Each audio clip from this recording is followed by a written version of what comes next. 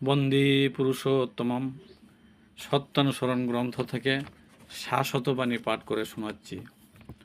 যার প্রতি অঙ্গ সঞ্চালনে ঝলকে ঝলকে অহংকার ফুটে বেরোচ্ছে, যার প্রেমে অহংকার, কথায় অহংকার, দীনতায় অহংকার, বিশ্বাসে জ্ঞানে ভক্তিতে নির্ভরতায় অহংকার, সে হাজার পণ্ডিত হোক আর সে যতই জ্ঞান ভক্তির কথা বলুক না কেন, নিশ্চয়ই যেন সে ভণ্ড।